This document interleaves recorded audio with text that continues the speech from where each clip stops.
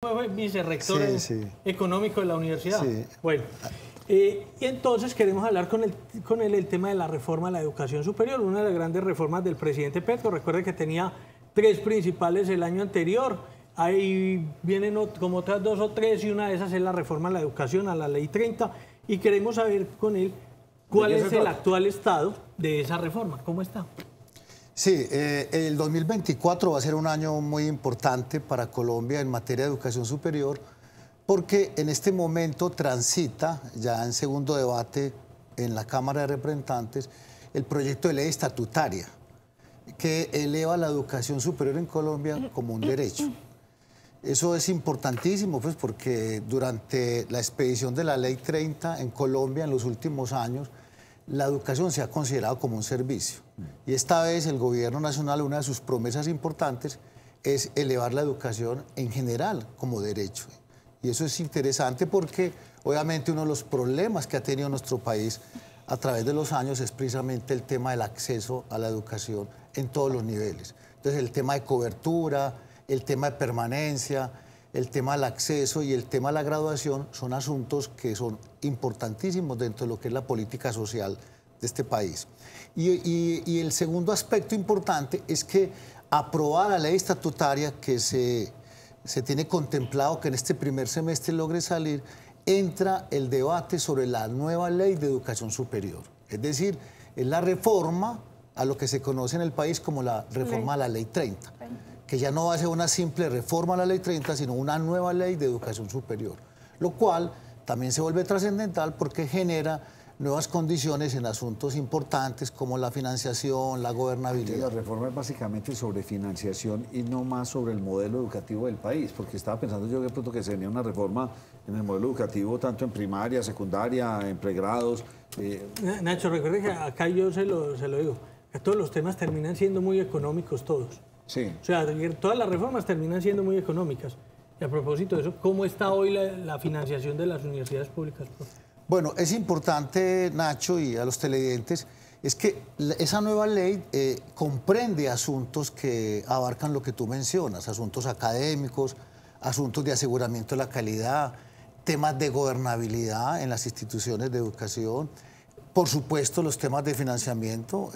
Obviamente no es lo único, pero es un asunto importantísimo dentro de lo que significa financiar el sistema de educación en el país. En ese sentido, creo que vale la pena resaltar que en el caso de las universidades públicas, con la expedición de la Ley 30 en 1992, en ese año, hablando de las universidades públicas, se entregó lo que se llama base presupuestal. ¿Qué es base presupuestal? Son los recursos a las universidades para que puedan funcionar. Esos recursos quedaron atados a la evolución del IPC desde el año 92 hasta el año 2018. ¿Por qué 2018? Porque ese año, si ustedes recuerdan, hubo un gran movimiento nacional, una movilización muy fuerte por recursos a la educación superior. ¿Qué ha pasado durante la expedición de la Ley 30 de 1992? Que las universidades han crecido prácticamente el doble de lo que han sido los recursos que le han entregado. Es decir, mientras que los recursos habían crecido al ritmo del IPC, los gastos, especialmente de funcionamiento e inversión, crecieron prácticamente el doble. Estamos hablando de más o menos entre 4 y 5 puntos.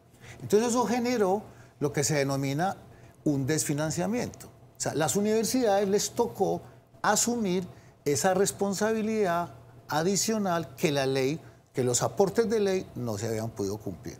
Entonces, ¿qué ha pasado? En el 2018, como les señalé, hubo un gran movimiento nacional liderados por estudiantes y profesores, y con ese movimiento se logró en el gobierno del presidente Duque que se ampliaran esos recursos de base presupuestal. En promedio, eso estuvo entre 4 puntos por encima. El gobierno del presidente Petro ha continuado esa estrategia de otorgar recursos adicionales. Y para el 2024, esos recursos adicionales van en 5 puntos adicionales al IPC, más 4 puntos por el plan que tiene el gobierno de Plan Integral de la Cobertura. Ustedes saben que el presidente Petro hizo una promesa de generar 500.000 nuevos cupos en materia de educación superior. Entonces, ¿cómo estamos hoy? Hoy estamos en una situación donde evidentemente en los últimos años se han entregado recursos muy importantes, desde el 2019 para acá.